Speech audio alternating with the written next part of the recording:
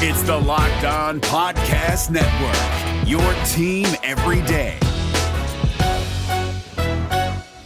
so hyped right now. Anything's possible. I'm my mama. I'm my lady, ma. Anything's possible. Rain and J's back with the vengeance. All the real Celtics fans in attendance. This the truth like 34. This like walking in the garden when you hear the roars. The crowd goes crazy. Most in-depth coverage on the daily. Mainly podcast royalty, the content kings. When you talking about the franchise with 17 rings. Focus like Danny at the deadline. Global, but it got a local feel like the red line, the blue line, the green line. Play it in between time. I'ma throw my C's jersey on in the meantime and press play. When the F's done, I can't wait until the next day. Trying to stay in tune with the C's, that's the best way. Melly.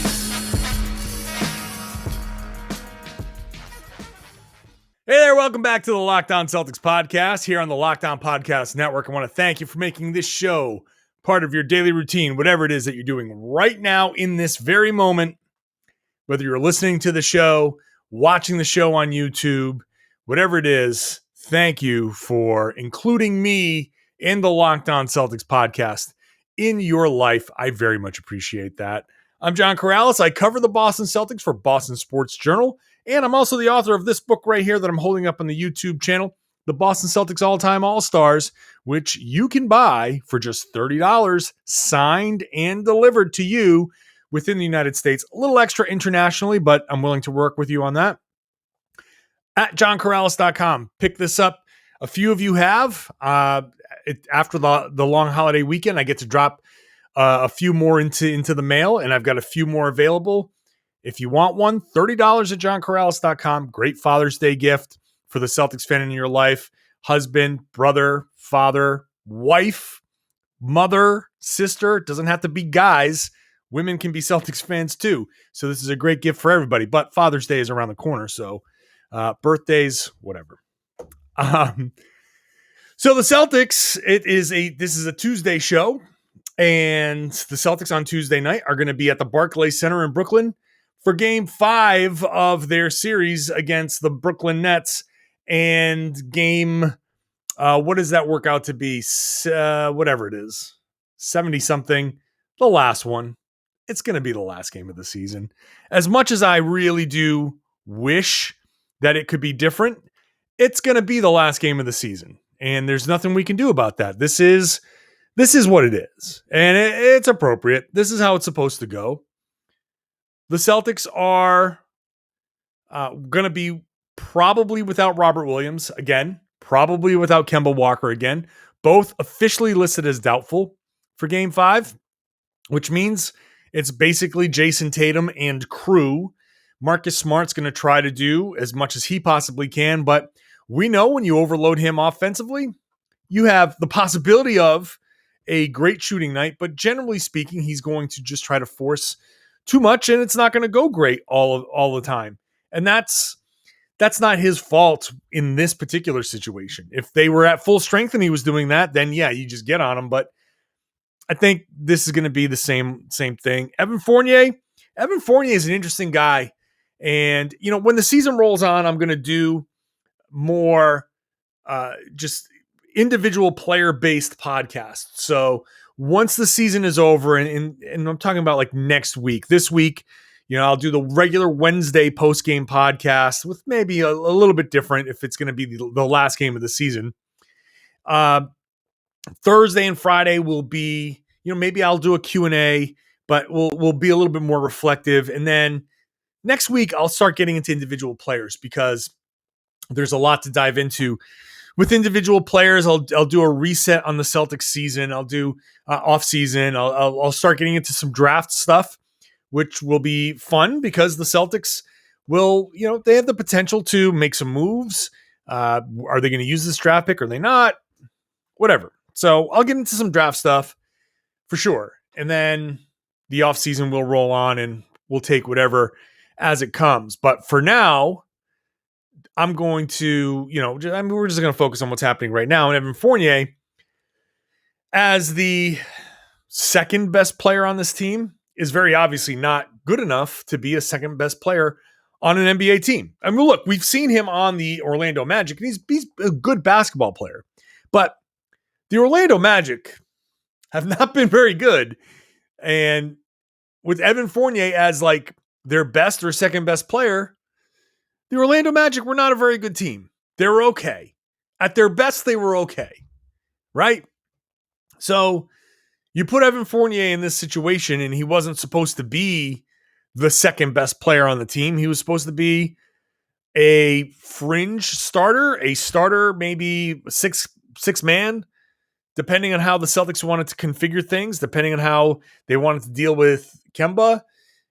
But I think the way the Celtics envisioned using Evan Fournier with a full squad, that Evan Fournier can be pretty good. I think the Evan Fournier right now, as the new guy on the team still, and trying to kind of pick up the slack for not just Kemba Walker, but Jaylen Brown, who's gone. I don't think that Evan Fournier is just quite good enough. So, but I'll get into the good enough, the potential contract, and all of that stuff at another time. For Game 5, if the Celtics are going to win Game 5, they're going to need Fournier to be special. They're going to need Fournier to go out there and earn $25 million a year. Like that, he's going to have a game where people say, oh, crap. Okay, this is what he's capable of. And he should have had that already by now. So that's probably not going to happen. They're going to need Marcus Smart to be special if that's going to happen. And Marcus Smart can have that. It's possible. Hey, by the way, this episode is brought to you by Locker Room. Download the app. Join me on Friday. I'm going to say it's going to be Friday afternoon again to get into the action. This just depends on, do the Celtics have a Game 6 on Thursday night? And do the Celtics have exit interviews? So Friday's still a little up in the air. With the offseason, maybe I'll do a little bit more regular. I can plan it out a little bit better. But check me out. I'll be tweeting it out, let you know exactly when on Friday. So Locker Room is changing the way we talk about sports. So I can't really preview Game 5 any further than what I've done. I mean, this is going to take the Celtics having a just special performances all the way around. I have a hard time believing that the Brooklyn Nets are going to look at this situation and screw around with it. I don't think they want to come back to Boston. I don't think Kyrie wants to come back to Boston. I don't think he wants to go through that again. I don't think anybody wants that again. I think everybody just wants this to just go away and be done with it. That guy was arrested. The conversation today, I should say on Monday, I saw a lot of things, painting Boston in a bad light. I think Kyrie, part of what he was trying to accomplish was to do that. And by that asshole throwing the bottle, it kind of accomplished his goal, because there's a lot of anti-Boston, anti-Celtics fan stuff going around on social media. Whatever, just got to let it go. Just let it burn itself out. And then in Washington, D.C., we got to see how this is just an NBA thing. This is just a human thing going on right now. A fan tried to rush the court, and I don't know what he was thinking. I don't know what he was trying to do. He got tackled by the time he got to the baseline, but another fan incident.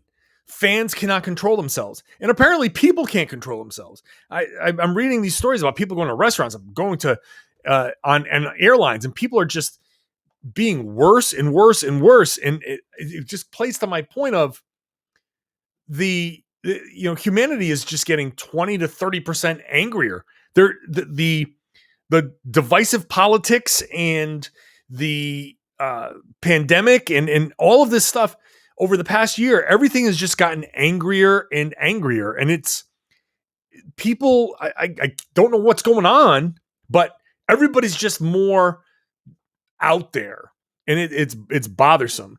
But look, DC, we've had Philly, we've had, I'm losing track, Utah, where else? There was one more that it's slipping my mind.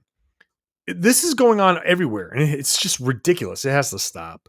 But hopefully this makes people realize, like, okay, maybe it's not just a friggin' Boston thing. Like, it's I feel like continuing my rant from segment 3 of last night's show, where I'm just so livid at that guy because all he did was prove Kyrie right and fuel so much. It's taken a lot for me to not respond to everybody on Twitter when you see the memes out there painting Boston in such a bad light, because it's unfair to you. You're listening to me on this podcast. You're following me and you're listening to other guys on their podcast. Good Celtics fans. You all you want to do is cheer and boo and be just a regular old sports fan, learn a little bit more about the game, have some fun about, what's going on in these in these conversations, and you get this asshole out there painting you in a bad light. And this is why we got to stop this stuff, because it's not him. Like, he's going to have his thing, but it's also you that gets painted in this bad light. And, by proxy, me and people like me, us in the media, because we get blamed for a lot of stuff, and hey, so be it. We're going to get blamed for a lot of stuff. But this incident in DC is just madness. I just can't believe what's going on. But I'll just leave it at that. Up next, I'm going to get into the Kemba stuff. I promised you yesterday I was going to talk more about Kemba's knee. And then in the third segment, Isaiah Thomas spoke about the Celtics training staff, which was interesting. The one thing that Isaiah Thomas was pissed about when it comes to the Celtics training staff and how his thing was handled. That's going to be in segment 3. So that's coming up next. But Kemba is coming up next. All of this playoff talk is brought to you by Michelob Ultra. Today, it's the road to the finals. It's our NBA playoffs coverage that's brought to you by Michelob Ultra. It's only worth it if you enjoy it. At 2.6 carbs and 95 calories, we can all enjoy the games a little bit more this season, and that's what we want to do. Grab yourself a nice Michelob Ultra, nice and cold, crack that top, sit back, and enjoy the games just like a good fan. That's all we want to do. I want to do it with you. I can't wait. And one of these days, I'm going to sit there in a bar with all of you and do a live show, and we can crack our Michelob Ultras and have some fun and just talk sports and be good Celtics fans. How does that sound? You guys in on that? Good. Me too. Hey, I told you earlier about Locker Room. This episode is brought to you by Locker Room as well. It's the first social audio platform made for sports fans, free to download. Once you're in, you can talk with me. You can talk with other fans, athletes, insiders in real time about your favorite team, your favorite sport, whatever. I'm going to host. I generally host on Fridays. The way it works is basically sports talk radio in your pocket, on your phone. You join the room. You ask to speak. I bring you onto the stage. We have a conversation. You can ask me questions. You can make a comment. We talk for 2-3 minutes. Boom, I let you go. These things generally last about an hour. So it's almost like a bonus podcast. You get 5 Locked On Celtics podcasts from me. You get a 6th when you hop onto Locker Room and we have a chat. And it can be about anything, any sports. People have asked me about general NBA stuff. Come on in. Perfect place to start the conversation. If you don't want to talk to me directly, you can hop into the chat room. A lot of people, maybe you're shy, maybe you just don't want or have a question. Hop into the chat room. Participate in the discussion there about what's going on when I'm talking to somebody else. It's very easy. So download the free Locker Room app. It's available on all iOS devices. It's also available in a beta for Android. So you have no excuses now. Create your profile, link your Twitter, join the NBA group, and you get the latest league updates. Follow me. I'm at John Karalis on Locker Room. At John Karalis. You'll be notified when my room goes live. I know you won't want to miss it. Again, Fridays, check me out on Locker Room.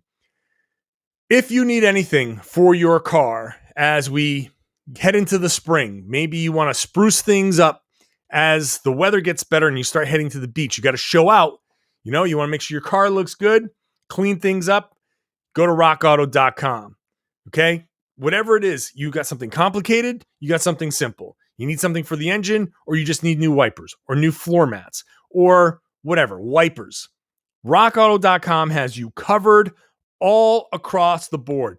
Don't bother going to a chain store where you're going to just take however long it takes to get there, and you're going to give that information that you could type into your computer yourself to that person behind the counter. And that person's going to go whatever is in stock on those shelves and then hand it to you. You don't even know if they have it. So you're wasting your time. Don't even bother. If you go there and they say, hey, we can deliver it to you, then you could have done all of that and you saved yourself an hour by going to rockauto.com. It doesn't matter how complicated, how simple. Fuel pump assembly for a Honda Odyssey.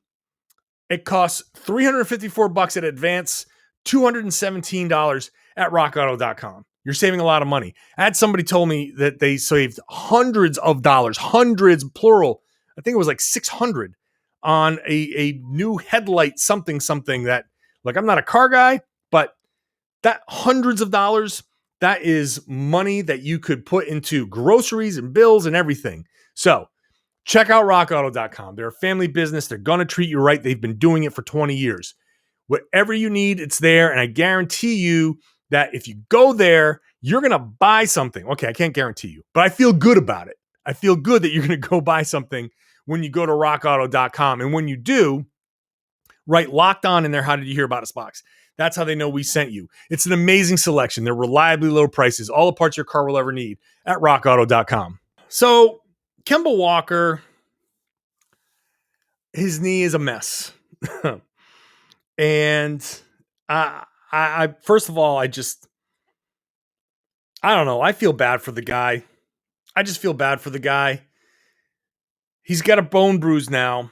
He's officially listed as doubtful for Game 5. He's probably going to miss the game. There's no reason to put him out there.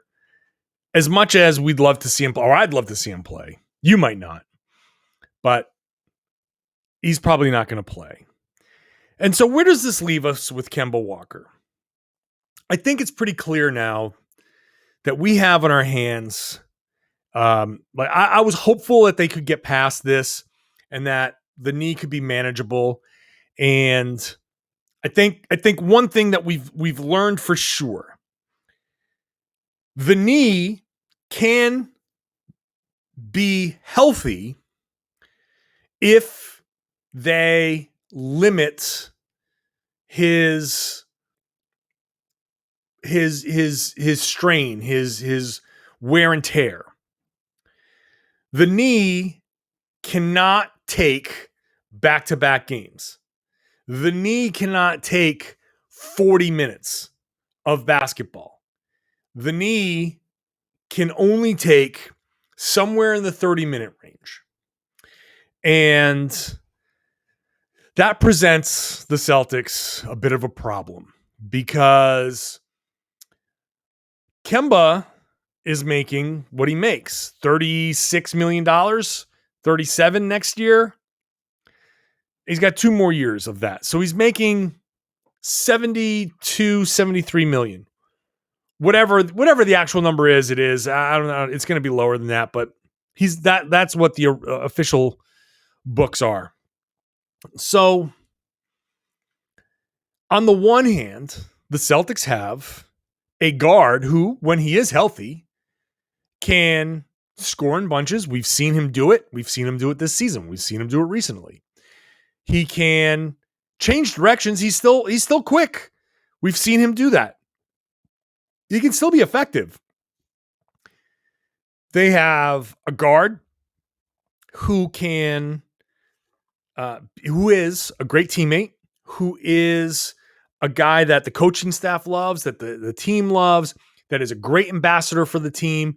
There is nothing not to like about Kemba Walker. If people are out there trashing Kemba Walker, I know it's a basketball thing, and they're going to say what they say, but there's nothing personal. There's nothing you can say about Kemba Walker about, like, he's not a dick. He's a good guy, right? He's kind of like the new Isaiah Thomas without the edge. He's like a softer version of Isaiah Thomas in a lot of ways. Isaiah had more kind of fight, I guess, not fight. Just more of an edge. He had more of a chip on his shoulder. Kemba is more outwardly kind of gregarious, and people want to get on him for that too, which, come on. The guy's just a generally happy guy. If he smiles on the court, so what? Like, just get over it. But you have all the things that you want in a player. However, you also have a guy that is not going to play in any more back-to-backs for the rest of his career. There's no way he should. If he does, it's that you're screwing yourself. He shouldn't play any more than 34, 35 minutes a game, somewhere in that range. And in fact, during the regular season, if you can keep him down to 30 or less, every chance you get to get him out of the game and steal a couple of extra minutes, then you do it. Maybe you try to ramp him up for the playoffs, but even those playoff runs, you can't get him up past 38, 39. You get him into 40, you're really pushing it, right? You're taking one of those old cars and you're stepping on the gas, and that thing is shaking on the highway, and you're you're trying to get to 100, and you're like, this thing, I can't keep it under control.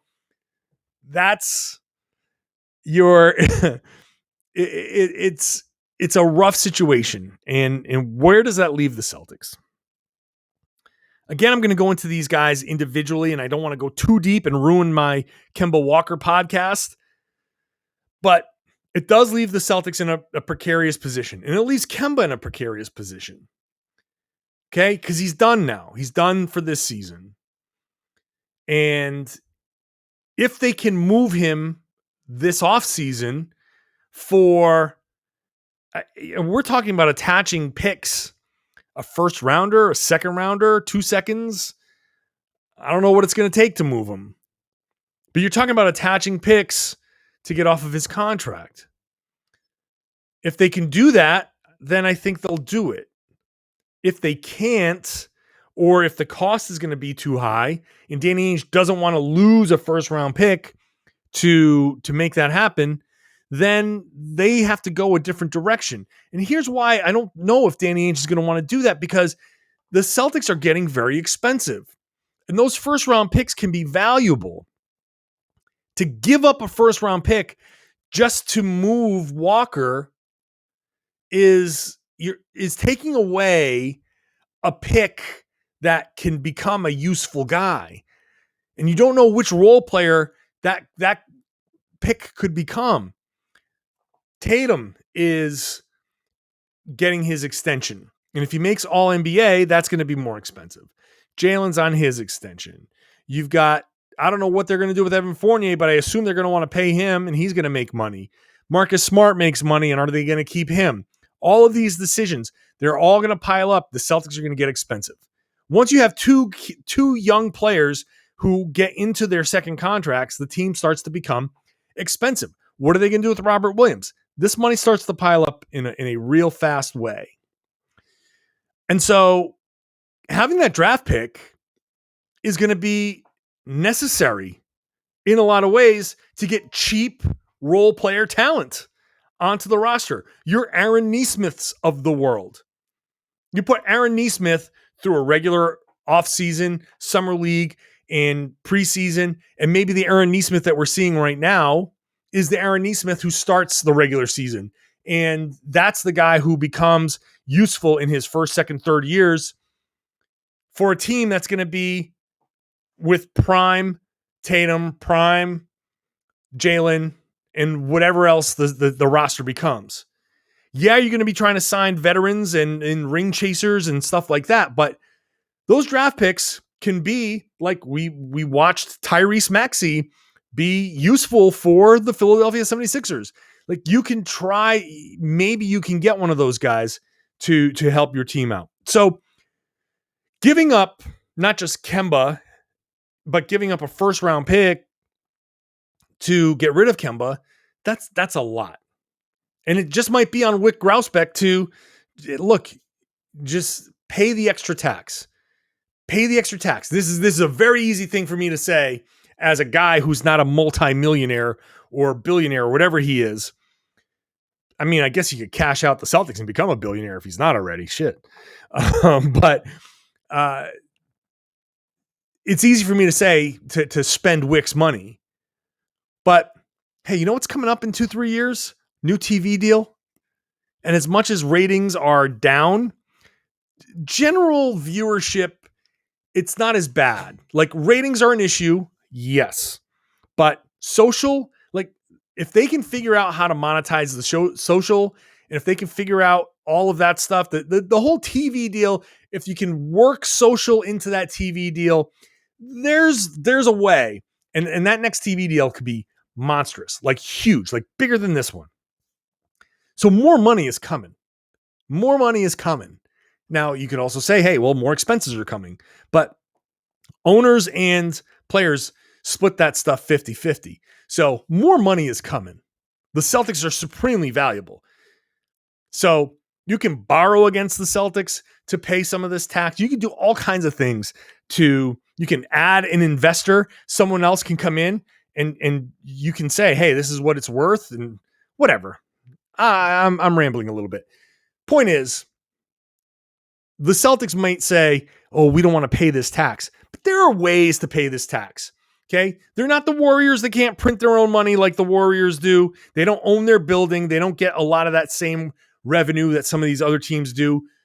But the team is super valuable. There are ways. I think, personally, I'd love to keep Kemba around. And maybe on his, expiring, it's easier to move him because it's a massive deal. Maybe with 2 years left, it's harder. If the Celtics are willing to pay that tax, and it's Wick's money, I can't tell him what to do with it.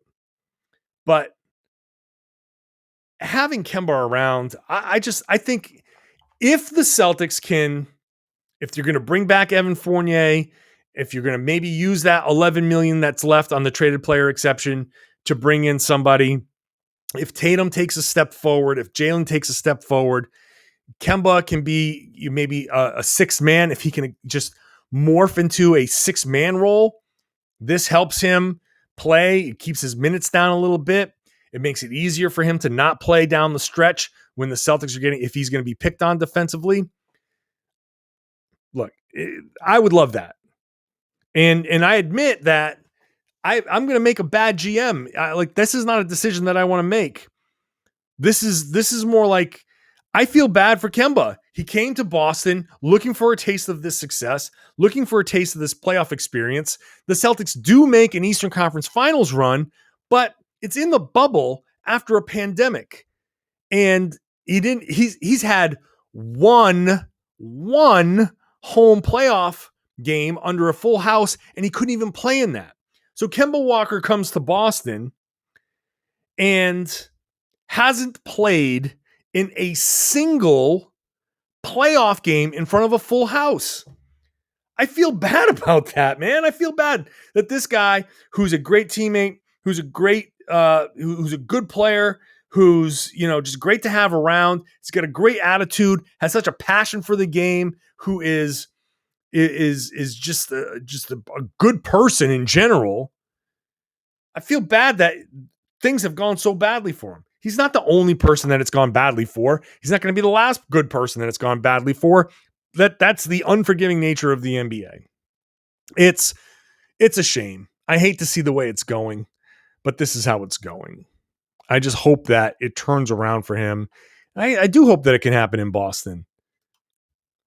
It really does fall on the Celtics and how much they want to pay in that luxury tax. He can go, they can move him, and they're really not going to have cap space or anything like that. It's not like if you move him, you're going to get money to spend on somebody. Maybe you get a traded player exception. If you can do that, you get a $36 million traded player exception. That could be a way to rebuild the team. And that could be a way, like if that's how it goes and you pay somebody with cap space to take Kemba and you've got that traded player exception, that's how it would have to go. Then I can see the value in that. And if the Celtics can find a way to trade for a Bradley Beal, then hey, then that's a no-brainer. But I don't know. I'll talk more about that in the Kemba Walker episode. I just feel bad for Kemba. All right, I'm going to come back. Like I said, Kemba's not the only good guy that's had problems, and Isaiah Thomas had problems. And what Isaiah Thomas said on the All the Smoke podcast, That I'm surprised that hasn't blown up. I haven't seen it anywhere, and he said it a couple of days ago. And I think people are caught up in the Kyrie comments. So I'll play you the little snippet that really stands out next. BetOnline is the fastest and easiest way to bet on all of your sports action, whatever it is you want to bet. You got one more Celtics game to bet on, but you can bet on the rest of the playoffs. There's in-game betting, baseball, hockey, the Bruins. Geez, tough loss for the Bruins against the Islanders there in game 2. Everything that you want is on BetOnline. So head on over, use your laptop, mobile device. You can check out all the great sports news, sign-up bonuses, and contest information.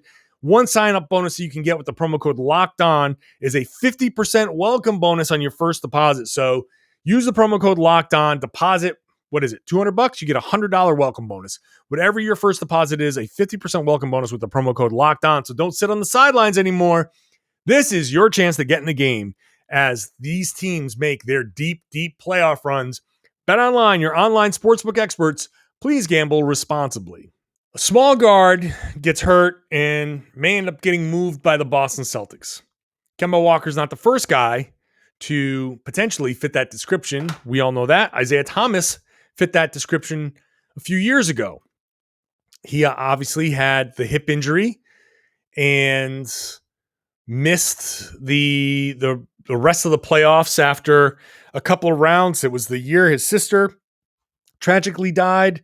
It was really just such a horrible time for Isaiah Thomas. And I wasn't fully aware of some of the details of that injury, which he explained in the All the Smoke podcast, where he sat down for about an hour. It was a long time with Matt Barnes, Steven Jackson on All the Smoke. It's episode 86, now available on Showtime. It's on YouTube. It's on Showtime Sports. If you haven't listened to the show, it's a good show. These guys get a lot out of their interview subjects. But Isaiah Thomas talked about the Celtics medical staff and the injury, the discussion around the injury. So here's Isaiah from All the Smoke. The only thing that I would have against Boston, everybody hated Boston for what they did to me.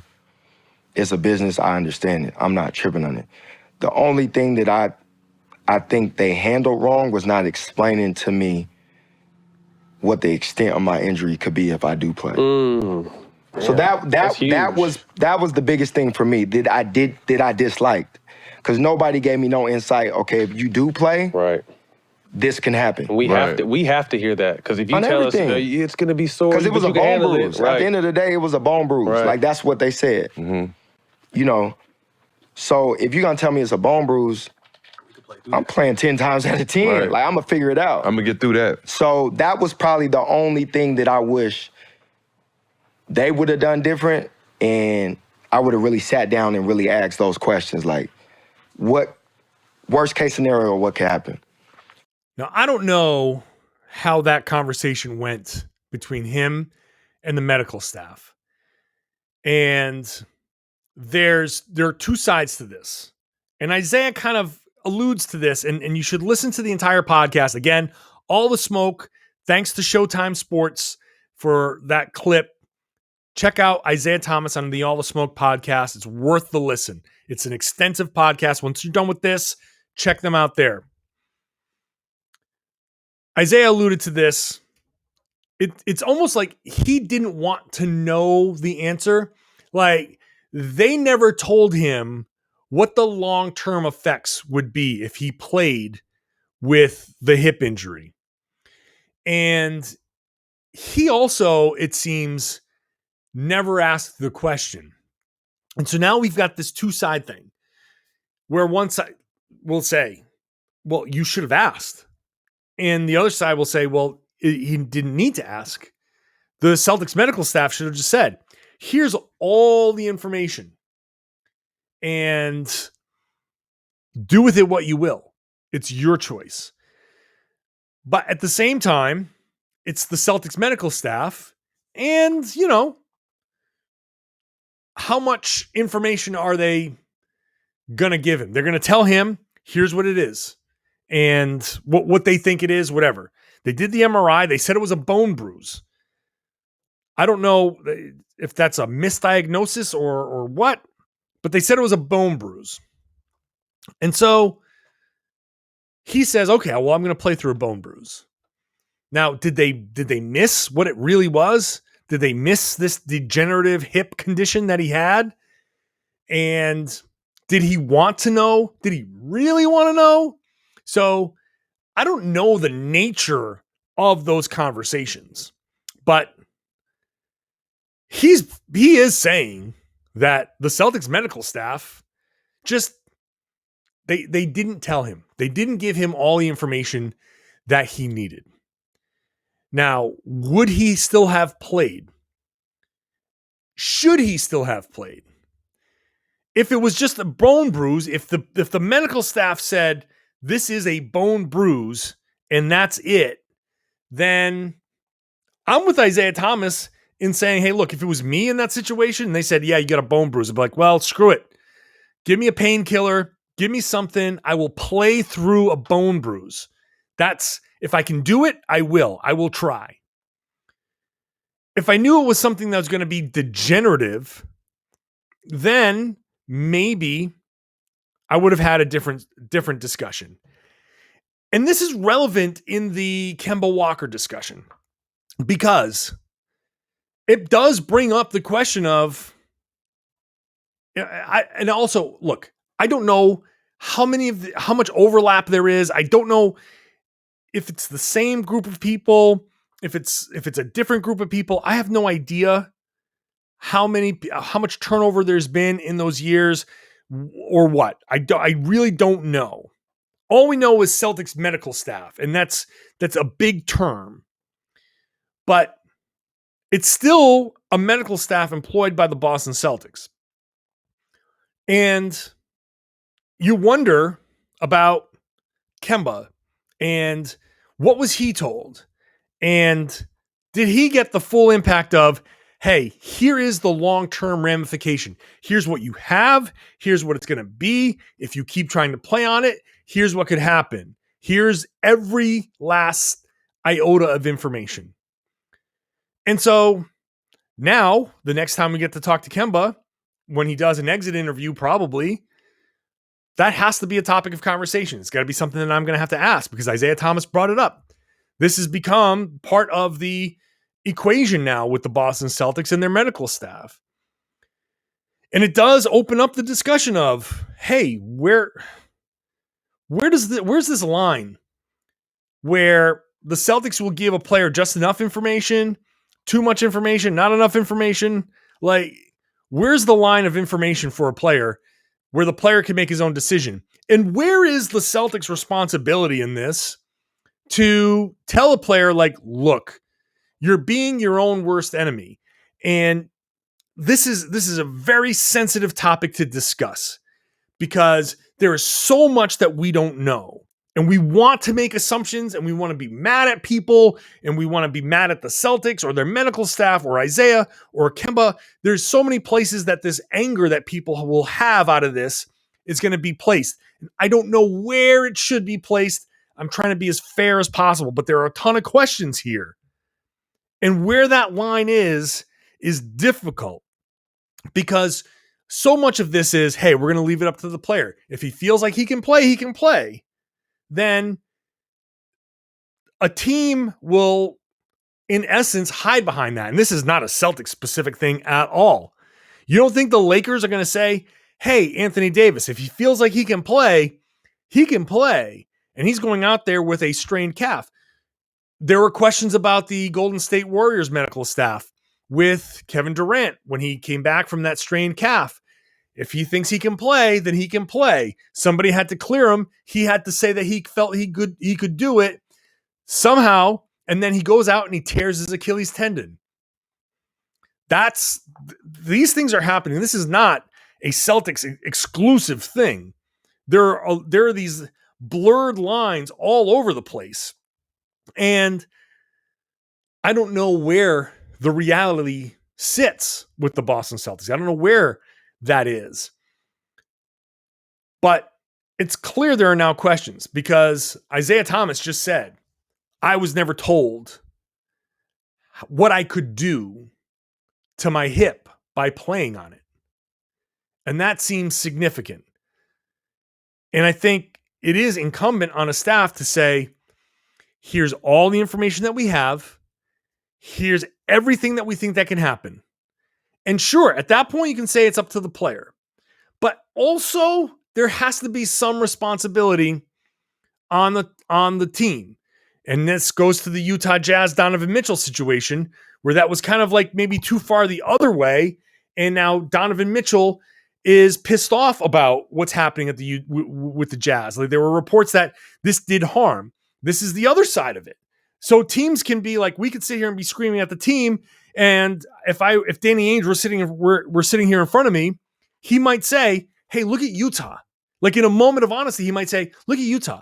They erred on the side of caution, like extreme caution. And Donovan Mitchell got pissed off. And now people are worried that Donovan Mitchell is going to want to leave. So where's that line? This is the question. Where's that line? It's hard to say, but it's worth the discussion. It's worth talking through all of this stuff. Players are their own worst enemies. Players are going to want to play, and teams have investments in these players. And the players have to trust the medical staff. And it seems like the Celtics players do trust the medical staff. I haven't heard anything different. But the other thing I'm going to say, and this will be the last thing I'd say on this, is I so strongly encourage players to go get second opinions on stuff like this. 100% go get second opinions. And if Kemba Walker hasn't, he should. And I hope Jaylen Brown did with his wrist. And anybody that's got any sort of injury, go get a second opinion. Because the teams always have their own motivations. And players have their own motivations as well. Now, I don't want players to go shopping around for a doctor who will tell them what they want to hear. Because now we get into Reggie Lewis territory about him going and shopping around to find a doctor that told him what he wanted to hear. He found Gilbert Mudge, and Dr. Mudge said, yeah, no, it's this other thing. And Reggie Lewis goes out and starts to practice, and then he dies. Now, that's the most extreme of extreme cases for me to mention, but it's something that pops into my head. You can't go shopping around to find 10 different doctors and then settle on the one that tells you what you want to hear. If 10 different doctors say something, believe the consensus. But players need to shop around. Players need to get a second opinion so they have an independent doctor saying to them, all right, the team is telling you this. I see this. Or I confirm this. Or yes, but here are your risks. And if you need to get a third opinion to break a tie, then do that. But players need to hear all of the information because your body is your money.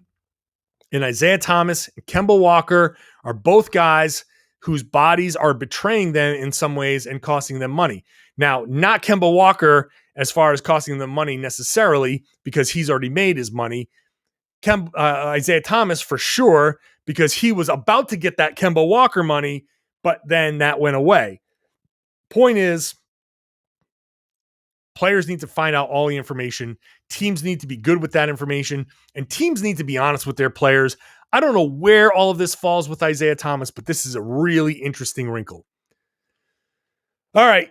Wow. I've talked for a long time, longer than I expected, but hopefully you found this to be an interesting podcast. Back after game 5, very likely the last game of the season, but also I'm going to be going 5 days a week for a while still, maybe going down to 3 days a week in the dead of the off season, but that's not till like September.